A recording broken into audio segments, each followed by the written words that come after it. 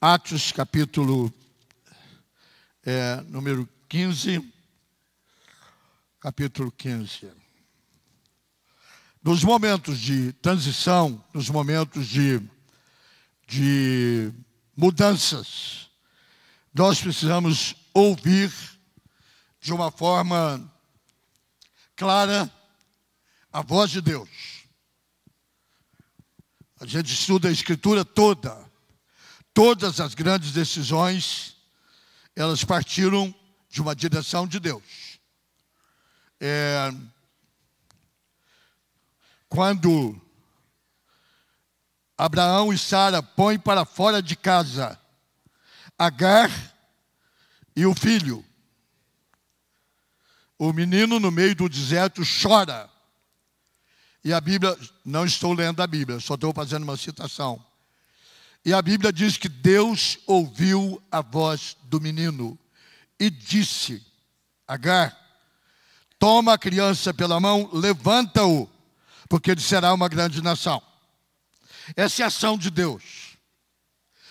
Quando a nação precisava de uma direção nova, Deus falou através de um menino outra vez. Lá na casa de Eli, falou com Samuel 3 vezes. E a ordem foi, depois na terceira fala, a ordem foi: diga o seguinte: quando a voz chamar o seu nome, diga, fala, Senhor, porque o teu servo ouve.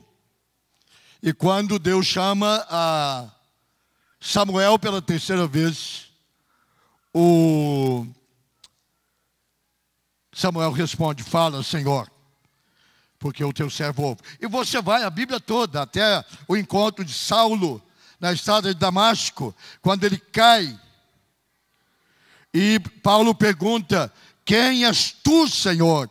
E o Senhor responde: eu sou o Senhor, a quem tu persegues. Mas levanta-te, porque eu te mostrarei o quanto te importa sofrer pelo meu nome. Ou seja, sempre há uma direção de Deus. Quando nós fazemos o que fazemos por nossa conta própria, nós temos que arcar as consequências. Mas quando nós ouvimos a direção de Deus, buscamos conselho e colocamos oração em cima do conselho, as coisas tomam caminho. É esse o fato que nós vamos ler. Atos 15, havia fatos espetaculares entre o capítulo 9 e o capítulo 14. 9, a conversão de Paulo, curas, libertações. O evangelho chega até aqueles que achavam que não eram dignos de receber o evangelho, chamado de gentios. Eles são alcançados. O capítulo 13 é uma divisória histórica da Bíblia. Começa o campo missionário, primeiro campo missionário em Antioquia. E agora no capítulo 15 tem problemas, porque cresceu, vai ter problemas. Família, marido e mulher, tem problema, resolve os dois. Quando tem filho, já complica. Quando tem neto, complica mais ainda. E vai para frente o negócio. E agora é preciso fazer uma reunião, porque o pau estava quebrando. Eu não estou inventando que o pau estava quebrando. Escute. 15:6. Então se reuniram os apóstolos e os presbíteros para examinar a questão. E havendo grande debate, grife. No texto, eu ontem estudei Matthew Henry, que é o meu comentarista predileto, porque eu não tenho acesso a outros idiomas. Então, em português, ele que eu tenho, ele diz: a palavra debate aqui foi celeuma. Isso é, o pau quebrou. Porque onde juntou pastor e presbítero junto, o pau quebra. Porque os apóstolos achavam que era verdade, já tinha presbítero na igreja.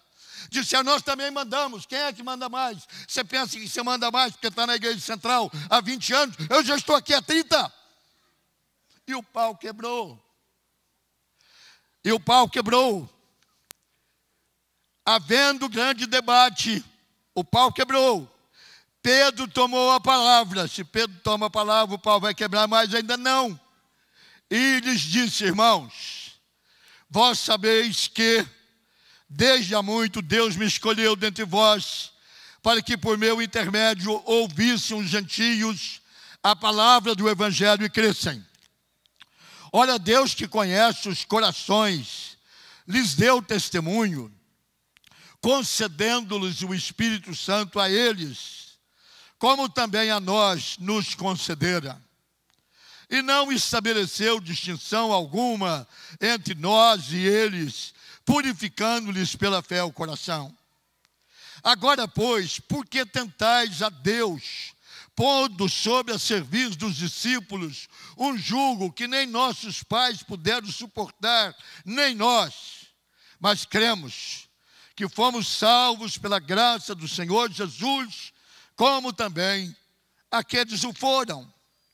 E toda a multidão silenciou, houve celeuma, e agora a silenciou, quietos, passando a ouvir Barnabé e a Paulo, que contavam quantos sinais e prodígios Deus fizera por meio deles entre os gentios.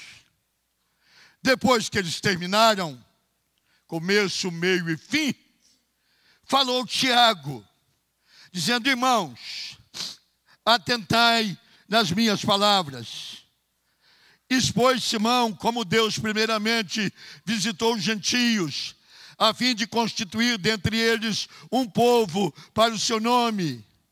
Conferem com isso as palavras dos profetas, como está escrito: cumpridas estas coisas, voltarei, reedificarei o tabernáculo caído de Davi, e levantando de suas ruínas, restaurá-lo-ei, para que os demais homens busquem o Senhor, e também todos os gentios sobre os quais tem sido invocado o seu nome, diz o Senhor, que fez estas coisas conhecidas desde séculos. Pelo contrário, diz Tiago, julgo eu, não devemos perturbar aqueles que, dentre vós, se converteram a Deus, mas escrever-lhes que se abstenham das contaminações dos ídolos, bem como das relações sexuais ilícitas, da carne de animais sufocados e do sangue, porque Moisés tem em cada cidade, desde tempos antigos, os que pregam nas sinagogas, onde é lido todos os sábados. Abro um hiato. O grupo decide redigir um documento. No verso 27, esse documento é assim afirmado: enviamos, pois, Judas e Silas, os quais pessoalmente vos dirão também estas coisas. Pois pareceu bem, agora uma quarta pessoa, pareceu bem a Pedro, pareceu bem a Paulo, pareceu bem a Tiago, mas agora pareceu bem ao Espírito Santo. Não vos impor mais encargo, além destas coisas essenciais, que vos abstenhais das coisas sacrificadas a ídolos, como do sangue de carne de animais sufocados, de relações sexuais ilícitas.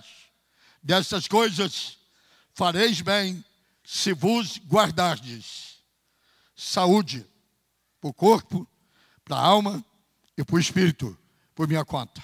Senhor, te agradecemos por esta palavra histórica, divisória da história da igreja. Uma igreja judaica agora é aberta para todos. Esta é a igreja.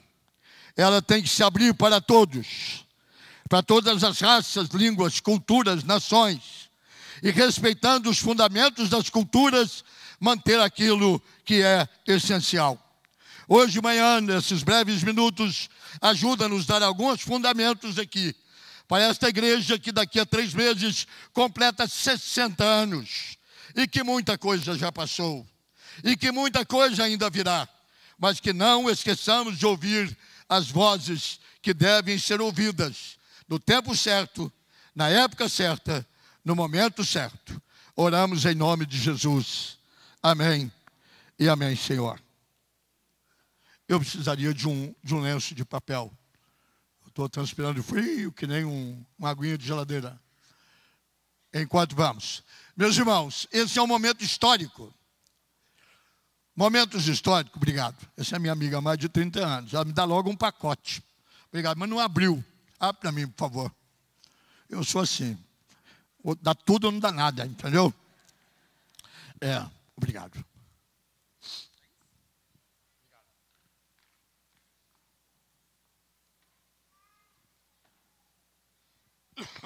Esse é um momento histórico. É a primeira vez que a igreja desencasula. Você sabe o que é encasular? Sabe o que é um casulo? Aquele tubinho bonito que fica fechado e você acha que nada vai sair dali, a não ser se Fidel Castro o pegasse num dia de crise e o colocasse na boca para fumar. Ia matar uma borboleta. Ou então engolir um bigato.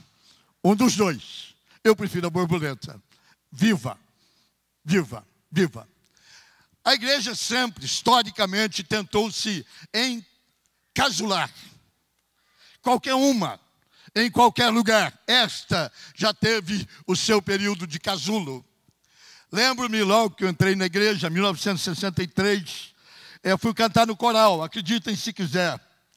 Eu tinha 16, 17 anos, tinha ali a coxia lá na igreja da Glicério, um becozinho por trás, pequeno, com um banheirinho, 2 salinhas. O coral se alinhava, aquela toga vinho, e Reverendo Denton era o pastor, e ele era meu candidato a sogro. Eu estava de olho na filha dele, então eu fui cantar no coral por muitos motivos, mas um deles é porque ela cantava. E claro, o senhor Denton, antes do coral entrar, ele passava na frente dos coristas e parava, por exemplo, na frente da irmã Belinha. E ele olhava para a irmã Belinha e dizia: a irmã vai cantar com este brinco? Ela dizia, sim. Então a irmã pode tirar a toga e descer, porque não canta de brinco aqui no nosso coral. Só uma pequena ilustração para mostrar o tamanho do nosso casulo. De brinco não canta no coral. Calça comprida não participa da adoração. Plataforma só para quem tem a saia. E se for curta, nem nada. Casulos, períodos. Nós, seminaristas, anos de 64 que eu entrei, 64, 65, 66, 67, éramos obrigados a assistir a aula de gravata. Gravata. Todos de gravata. Nós só competíamos do lado de fora com os cobradores de ônibus da Cometa, da 60C. Eles tudo com aquela gravata de plástico. Lembra que eles usavam uma gravata de plástico? Gravata de plástico. Nós não, com gravatas que americanos mandavam. As mais exóticas possíveis. Algumas com a borboleta, outro com o rinoceronte, outro com a baleia banando o rabo. É o resto do que vinha. E o que vinha a gente usava. O que eu quero dizer é que eu acho que a comissão de plantão tem que estar viva hoje. Períodos de uma igreja. Períodos. Eu fui para a Baixada, em 1968, com a seguinte ordem: pastor não pode fazer atos da igreja sem gravata. Olha, irmãos, a Baixada é quente. Eu chego na Baixada, eu tenho 50 juniores. Eu marco com eles para ir à praia. E eles vão como carioca, de short, camiseta jogada nas costas, e eu vou de gravata. No trem da Central, aquele trem entupido de gente, e todo mundo achando que eu era ou um doido, ou um ET, ou então um pastor. Porque os pastores tinham mania de usar gravata. Eu não sei de onde isso veio. Graças a Deus nós nos libertamos aqui, depois de muitos anos. Toda igreja tem suas tradições. Toda igreja tem os seus hábitos. Toda igreja tem os seus costumes. E a Bíblia diz que tradições e costumes não é em si coisas erradas. Por exemplo, eu não posso usar a minha roupa de ir, como aqui em Campinas não tem praia, mas eu não uso em lugar nenhum. Eu sou muito conservador em questão de vestuário. Eu não uso bermuda para ir ao shopping. Eu não vou ao shopping de bermuda. Eu só uso bermuda dentro de casa. Mas eu não posso, e eu respeito. Isso não quer dizer que eu concordo. Que eu venha à igreja de bermuda. Eu creio que deve haver uma indumentária própria. Que nós dizíamos, quando na minha geração, mais ou menos 50 anos atrás, que todos nós devemos ter uma roupa de missa. Roupa de missa era lá na roça. Você tinha uma roupa de bater, mas domingo tinha uma roupa bem arrumadinha, bem passadinha, bem lavadinha, que você vestia para ir à missa. Aliás, você vai à casa de Deus. Você não vai à praia, você não vai às compras, você vai à casa de Deus. Então, os costumes não são por si errados. Hábitos, bons hábitos, devem ser conservados na igreja. Hábitos que nos acompanham por tradição, por hábito. Nós não fumamos, nós não bebemos, nós não jogamos. São hábitos. Você faz uma posição. Isso quer dizer que se você fizer, você não vai para o inferno por causa disso. Porque são hábitos. Não são pecados, para um bom católico que eu fui, não são pecados mortais. São pecados veniais. Não são pecados que levam para o inferno, só para o purgatório. Mas como evangélico não tem purgatório, vai para o inferno mesmo, viu? Você vai para o inferno de uma vez e está acabado, que eu não vou ficar baciando a tua vida, não. É melhor você deixar de fazer os hábitos que não honram o teu corpo, não honram a sociedade, porque a fumaça contamina, é poluente, e não honram a sua saúde, eu já disse, no corpo. Aqui está uma igreja nascente, uma igreja que trazia a tradição judaica, que não podia comer carne de porco, não podia comer carne de pato, não podia andar mais do que 1.000 metros por sábado. Havia 1.514 ou 314 leis pelas quais, que se você quebrasse, você tinha que fazer um sacrifício. E o evangelho chega a esta região chamada dos gentios. Entra pela porta da Antioquia, mas já está entrando para o mundo grego, macedônio. E há alguns acontecimentos. Há manifestações espirituais diferentes do que aconteceram em Jerusalém. Há conversões de gente que não é da raça judaica. Há conversões de gregos.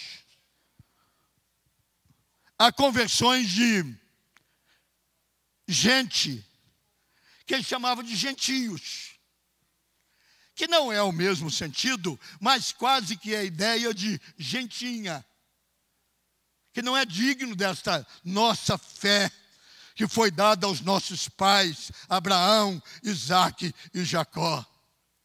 E esse povo trazia os seus hábitos e não concordavam com pelo menos duas exigências que os pregadores que vieram de Jerusalém estavam implantando nesta igreja macedônica, grega, ou seja, quem é homem tem que circuncidar. E todo mundo não pode comer uma porção de coisa. Na cultura deles, a religião não estava nessas coisas. Eles tinham muitos deuses. Agora ele muda para um Deus melhor, que através de Jesus Cristo os redime, mas fica numa regra pior. E Paulo então se levanta. Ele é o primeiro defensor de que quem se converte fora das regras de Israel não é necessário a passar pelos processos judaizantes. Desculpem. Judaizantes. e nem por corte de certas alimentações.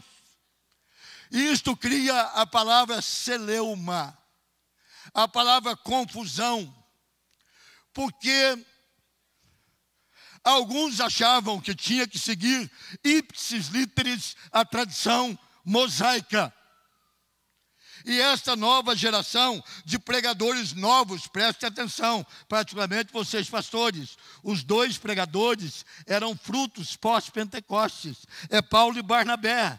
Barnabé converte logo depois do dia de Pentecostes e Paulo pouco tempo depois. É difícil medir o tempo, mas não é muito tempo, é alguns anos, o máximo 2, 3 anos. Eles não tinham nada a ver com Pedro, com João, com Tiago, com aquela turma tudo de judeu. Eles agora eram de outra cultura. Era de outra cabeça. E as pessoas estavam convertendo, e os de Israel vinham e começavam a infiltrar na igreja, dizendo, tem que guardar o sábado. Tem que guardar o sábado. Tem que guardar o sábado. Homem aí, fila, vai todo mundo fazer cirurgia de fimose. Vai tirar o bico da lamparina, vai fazer, cortar o prepúcio. Não pode mais comer carne de porco. Ah, acabou o leitão, uma pururuca. Os mineiros não entravam nessa igreja nunca. Os mineiros não frequentavam essa igreja nunca. Porque mineiro come por leitão, a pururuca, até no café da manhã. Sai fora, meu. Fica com a tua religião, eu vou ficar com o meu porquinho. E gerou o quê? O termo é que gerou, versículo de número 7, grande celeuma. Ou seja, o pau quebrou. Às vezes é preciso haver confrontação para achar a melhor solução. Então vamos ouvir as vozes. Uma igreja, através da história, e talvez este seja o segredo dessa igreja, de quase 60 anos, na verdade 58, ela começou de verdade em 1960, com o primeiro culto na Glicério, 1417. Inaugurou o seu templo em 1963. Ela foi organizada em julho de 1960, pelo reverendo Denton. Uma igreja de 58 anos, historicamente 60 anos. Quantas celeumas nós não passamos dentro dessa igreja? Quantas? Um pastor perdeu o emprego, não foi votado, porque ele confrontou um hábito que ele não concordava. Assim diz a história, não sei se era totalmente verdadeira, e eu não posso ir além do que eu fui informado. Ela ficou 4 anos em crise, porque no momento de celeuma, não houve bom senso. Mandaram o pastor embora. Aí o meu pastor teve que voltar, e teve que ficar 2 anos com a igreja, para pôr a casa em ordem. E ele então, e eu sei que foi ele, com o seu dedo, mandou buscar-me há 38 anos atrás. E nesses 38 anos, nós tivemos as nossas celeumas. Não entre nós, mas por pessoas estranhas que passaram no nosso meio e nos causaram desconforto. Mas a igreja ganhou equilíbrio, ganhou estilo, ganhou forma. E todo mundo sabe como que é a igreja do Nazareno Central de Campinas. Ela não tem 2 doutrinas, ela não tem 2 caras, ela não tem 2 pontos de vista, ela não tem. Ela é o que ela é. Quem gosta, fica. Quem não gosta, Deus tem um lugar para você. Problema nenhum. Não temos problema nenhum. Mas nos momentos em que precisamos ouvir para tomar a decisão, temos que passar pelas 4 portas que se passa aqui.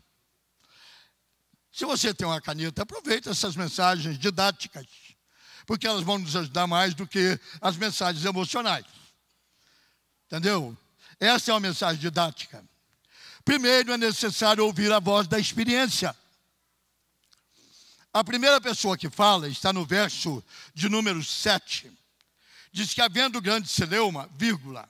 Isso é, no meio da celeuma, Pedro era bom para entrar numa discussão no meio da briga. É só lembrar de Atos 2. Quando o pau quebrava e alguém disse, "Ei!" E Pedro levantou e disse, "Ei, irmãos, ouvi-me." E ele prega e 3.000 pessoas se convertem. E agora, numa reunião da igreja, o pau está quebrando, celeuma. Um grita, você já pensou que é um presbítero, um pastor e um apóstolo, cada um achando que tem razão? Baixo nível. Pedro levanta. Preste atenção. Preste atenção. O verbo tomar. Pedro tomou a palavra. Tomou a palavra. Eu gosto de Pedro tomando a palavra. Pedro toma a palavra assim, dizendo, Mica, cala a boca. É Pedro tomando a palavra. Mica, cala a boca. E agora o tempo acabou.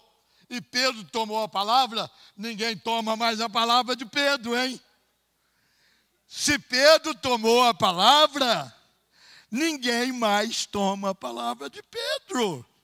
Porque Pedro tinha algumas coisas que na hora da crise é preciso dessas pessoas que tomam a palavra. Primeiro, ele tinha experiência. Ele andou com Jesus 3 anos. Segundo, ele foi duramente corrigido por Jesus, severamente. E uma vez Jesus chamou ele de capeta.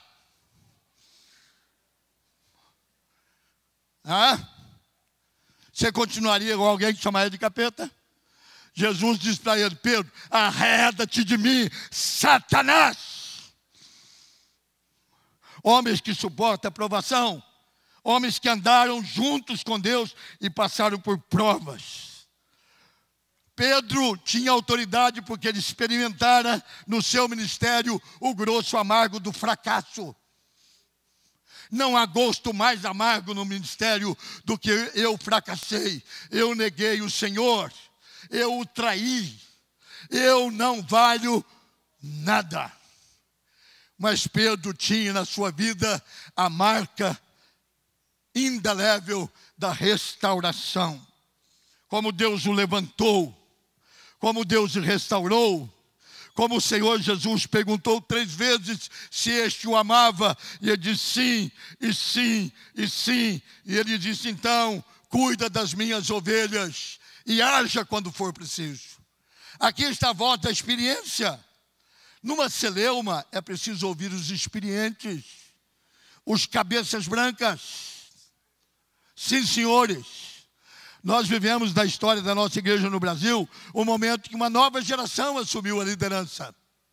É bom, mas não podem esquecer os cabeças brancas. Aqueles que viram a igreja nascer. Aqueles que viram os primeiros dias.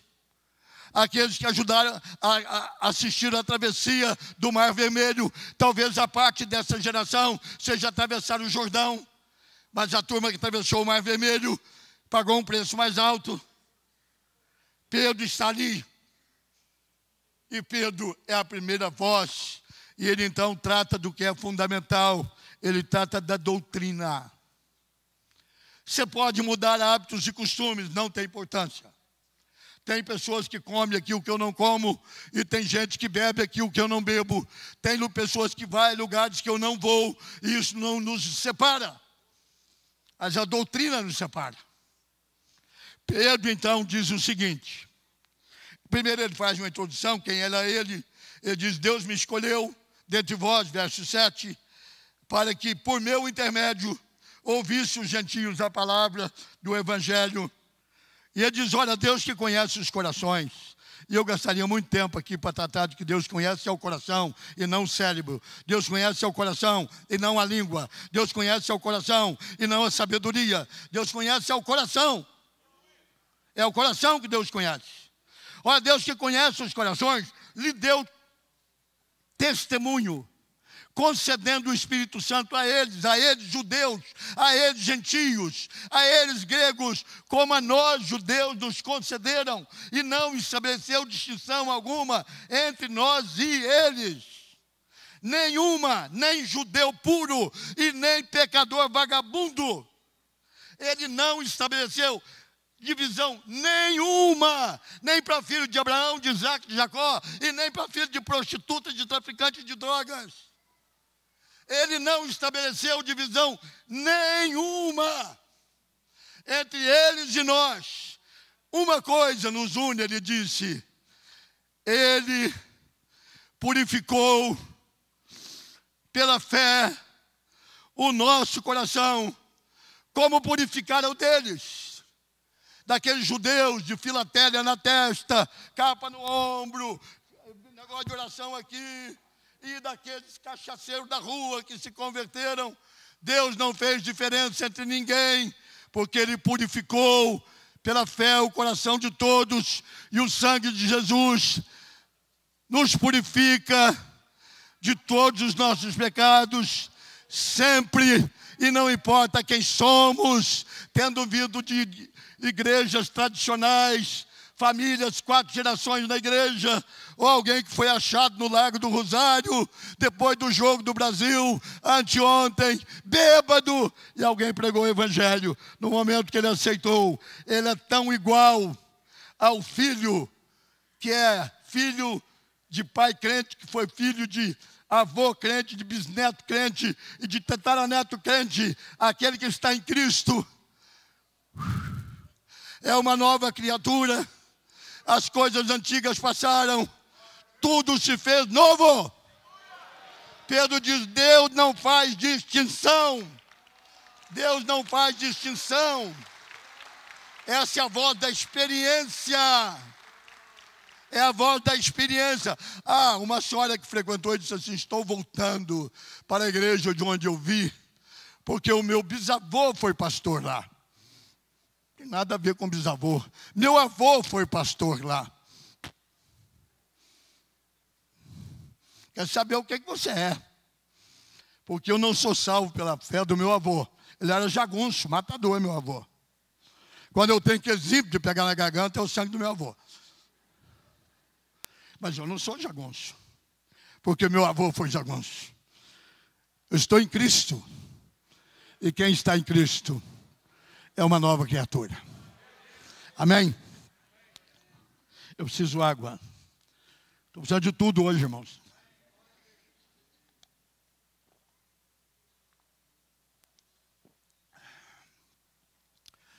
A voz da experiência. Numa igreja como a nossa, eu criei dentro da junta agora vários ministérios.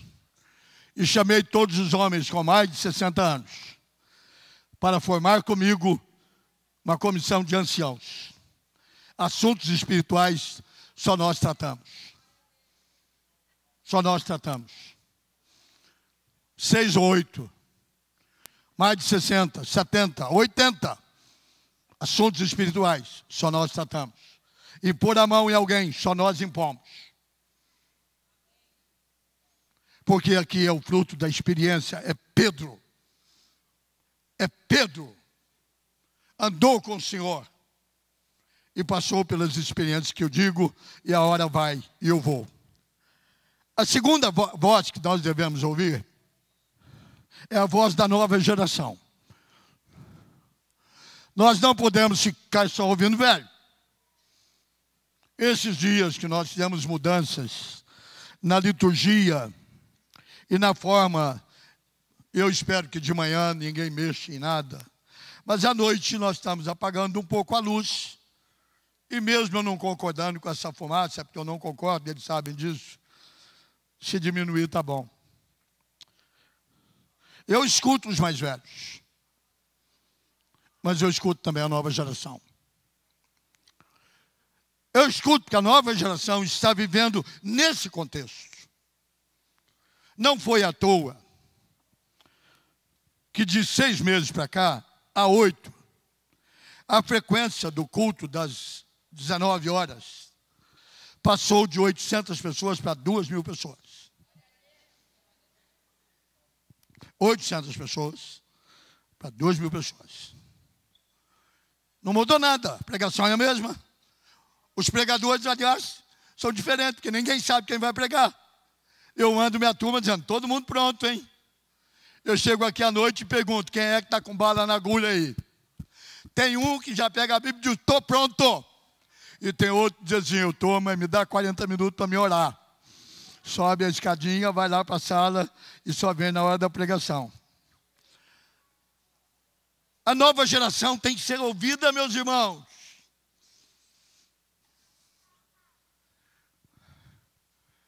Para mim, se abaixar muito o som da igreja, eu tenho que ir embora.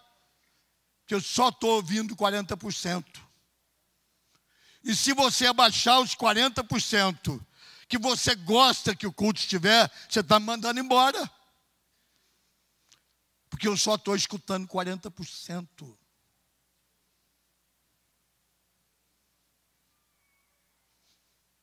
Se você disser para mim, só gosto de todo o barulho que bateria faz, eu não processei a igreja ainda, pela minha surdez. Claro que é uma brincadeira. Eu nunca processaria a igreja por nada. Porque, clinicamente falando, ficou provado que a minha surdez não é causada por ruído, mas sim por hereditariedade. Minha avó era surda, minha mãe era surdo, 3 tios meus eram surdos, e lá vou eu. E lá vou eu a caminho. É degenerativo. Eu trato com uma das maiores médicas da cidade, filha de um papa, em otorrinolaringologia. Bem, o que a menina formou agora. Você sabe o que é, você sabe, não precisa informar. E eu disse para ela,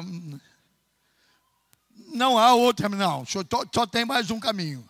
Depois desse equipamento, há um que agora é enxertado, dentro da cabeça ligado ao cérebro. Mas ainda não saiu. Saiu agora, recebi a notícia. É o preço de um automóvel, mais ou menos, preço de um automóvel.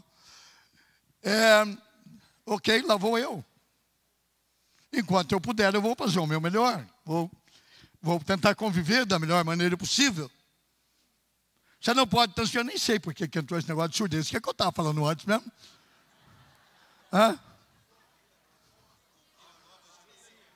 Ouvir a nova geração. Obrigado. Isso é 40%. Alguém poderia. O senhor gosta do barulho da bateria? Houve períodos que eu odiei. Hoje, não escuto. Eu não escuto. E se tiver alto, se eu fizer isso que eu fiz agora, eu não escuto nada. Porque os 40% que eu estou tendo é colocado por essas duas bênçãos aqui, ó. Entendeu? Que a tecnologia, aí melhorou de um lado. Agora eu ponho do outro.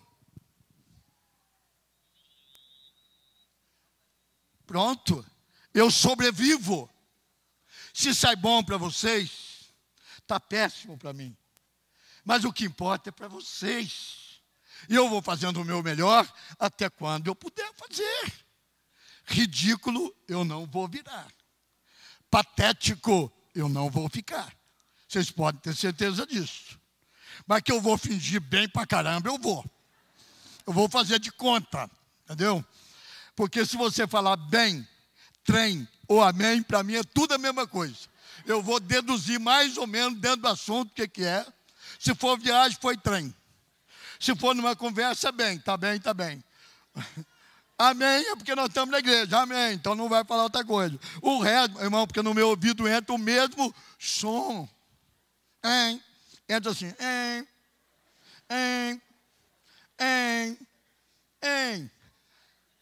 Levantou-se Barnabé e Saulo, novos crentes. Versículo de número 12. Barnabé e Saulo levantaram. E eles não tinham muito o que falar. Eles só falam 2 linhas. Mas eles tinham muito o que mostrar. A nova geração tem muito o que mostrar, gente. Essa menina que nós vimos aqui hoje formou-se em medicina com 25 anos. Tira o chapéu para ela. 25 anos.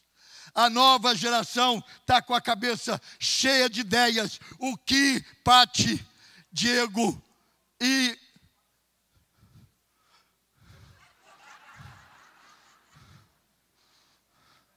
Bruno tem feito na mudança da gestão da igreja, na liderança da Patrícia, tem sido espetacular. Vocês não sabem de nada do que aconteceu. Espetacular. A nova geração precisa ser ouvida. Então toda a multidão ficou em silêncio. 12. Passou a ouvir Barnabé e Paulo, que não contaram a doutrina de Abraão, Isaque e Jacó, mas disseram dos sinais e prodígios que Deus fizera por meio deles entre os gentios. Os mais velhos têm história para contar. A nova geração tem atos para fazer. Deixa os jovens fazer. Deixa a nova geração fazer. Nós já fizemos a nossa parte. Eu já estou ocupando espaço demais. Eu já estou ocupando lugar demais. 53 anos. É muito tempo para fazer o que está fazendo. Deixa a nova geração fazer. Eles não contam de doutrina, eles não estão preocupados com doutrina. Eles não falam de comida, eles não estão preocupados com comida. Eles comiam rato, comiam frango, comiam qualquer coisa.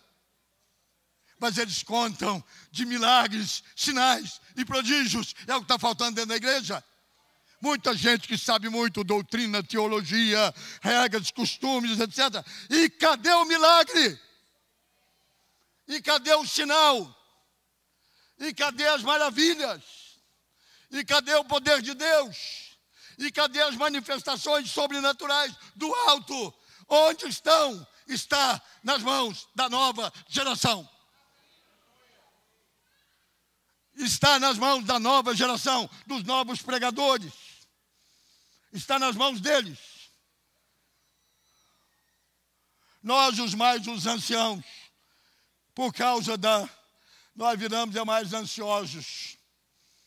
A doença, a velhice, o cansaço, os problemas de família que se multiplicam e a morte que está chegando. Os jovens sonham. Os jovens sonham, os jovens sonham, e Pedro e Barnabé não falam em nenhum problema. Diz que eles contaram quantos sinais, quantos prodígios Deus fizera por intermédio deles. Prestem atenção, olhem melhor para a nova geração. Não há só coisa errada. Não há só coisa moderna. Não há só coisa passageira. Há muito conteúdo. Há muita coisa boa sendo feita e será feita e continuará sendo feita. Gastei muito tempo com Pedro, está faltando tempo para os outros. Em terceiro lugar, fala a voz do equilíbrio ou do bom senso. Tiago, versículo 13. É interessante, Tiago faz parte do trio de ouro de Jesus. Pedro, Tiago e João. Pedro, Tiago e João. Pedro, Tiago e João. Mas Tiago era um homem que tinha um dom espiritual que poucas pessoas têm. Na nossa igreja, a dona Guilhermina tem esse dom espiritual. Chama o dom do silêncio. Dom do silêncio. Tiago não falava muito. Tiago não falava muito. Mas Tiago, quando falava, ele punha os pingos nos is. E eu termino em 10 minutos. Me dê 10 minutos. Arrumaram um feriado amanhã. É uma vergonha esse país, né? Ia ter mais um terça. Eu orei para o Brasil perder para a Bélgica. Uma pouca vergonha. Pouca vergonha. Não, eu realmente não queria que o Brasil ganhasse. No ano de eleição, para o povo ficar com mel na boca e votar em bandido, eu quero que eles digam que o país vai tão mal que nem bola sabe jogar mais. Entendeu? A única coisa que sabia fazer direito nos últimos anos. Muito melhor é ficar sem Copa do que eleger qualquer vagabundo para presidente da República. Nós temos que ter cuidado, é a hora de mudar. Ou muda agora, ou não muda mais.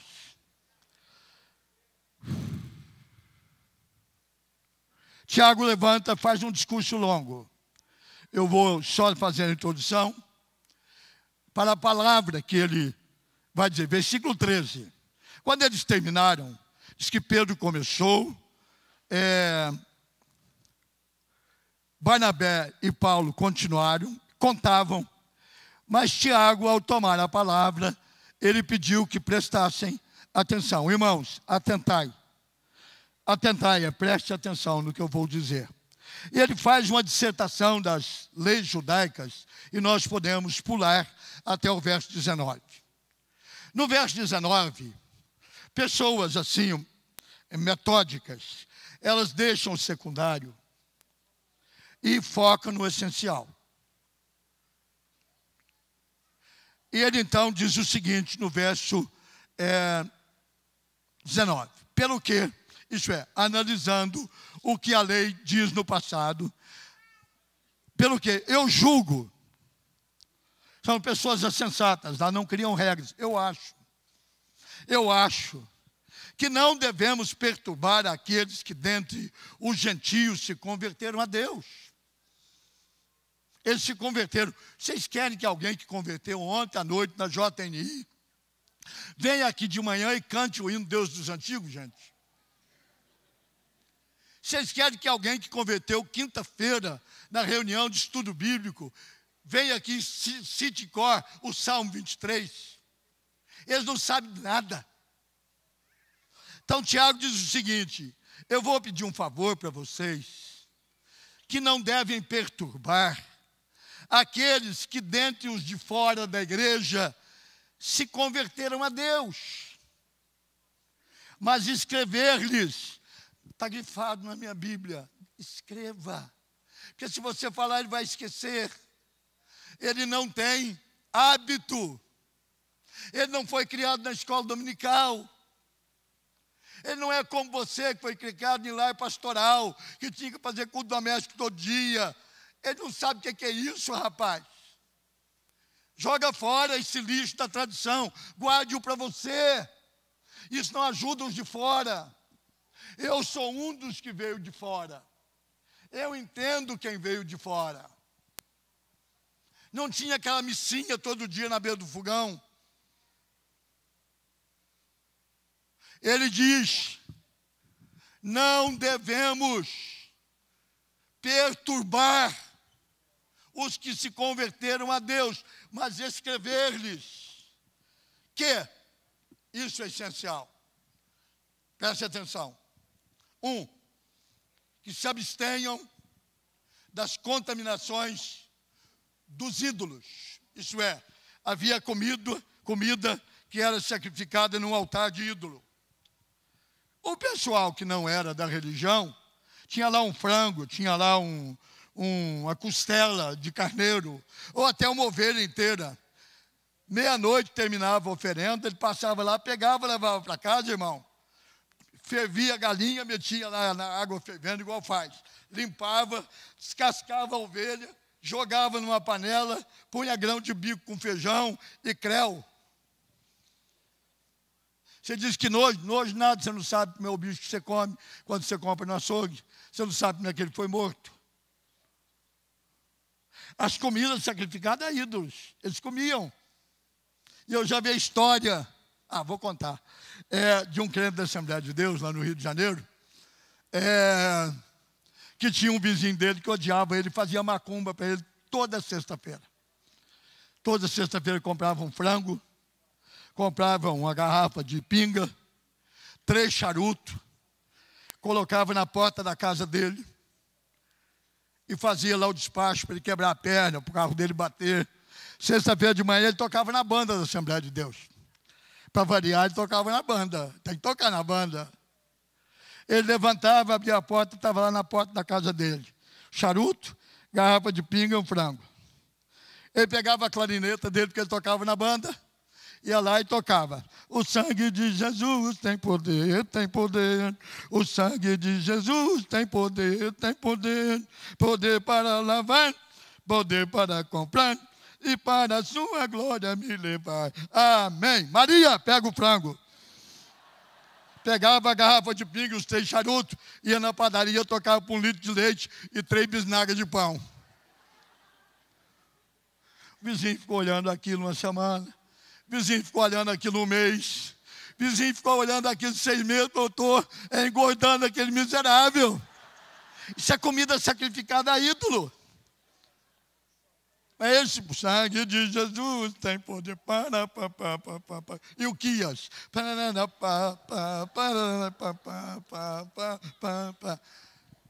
Jesus, vocês se abstenham disso. Abster é deixar de fazer. Abstinência.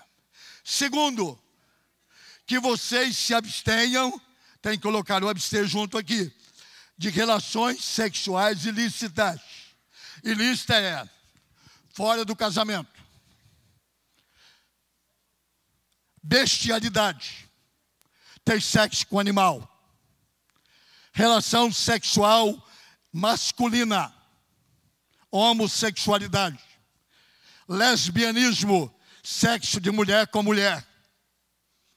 Está escrito na Bíblia que vos abstenhais de relações sexuais ilícitas.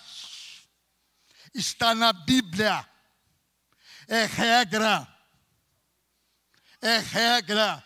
Isso não é questão de Senado, nem de Congresso e nem de presidência para a República. É capaz deles todos irem para o inferno. É a palavra de Deus, ponto final.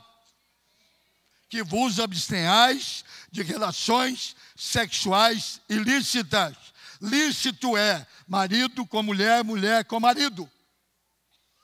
Fora disso é lícito. Não tem filial. Não tem sucursal.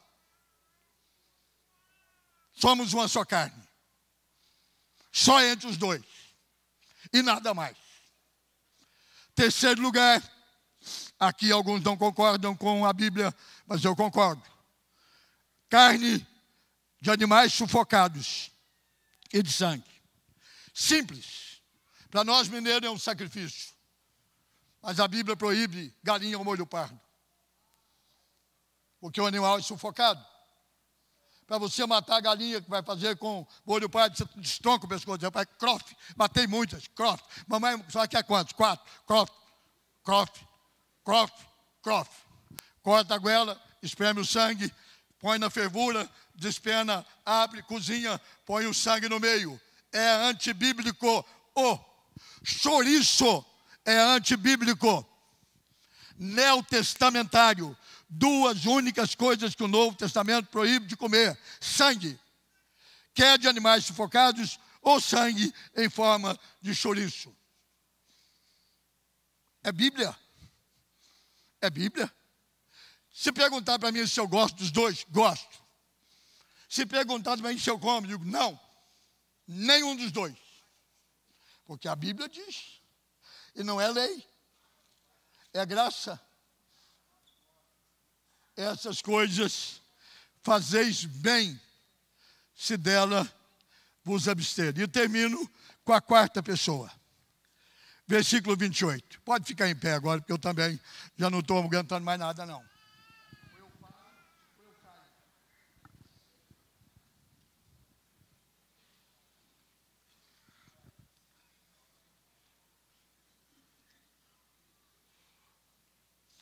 A 4ª pessoa agora dá opinião.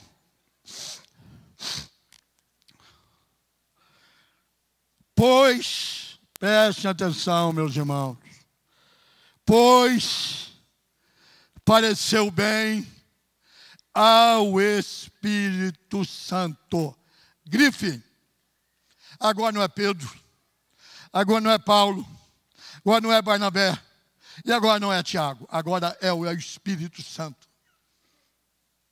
Pois pareceu bem ao Espírito Santo e a nós de não vos impor maior encargo além destas coisas essenciais. E vamos a elas. Que vos abstenhais das coisas sacrificadas a ídolos. O Espírito Santo concordou com a doutrina da igreja. Bem como do sangue da carne de animais sufocados.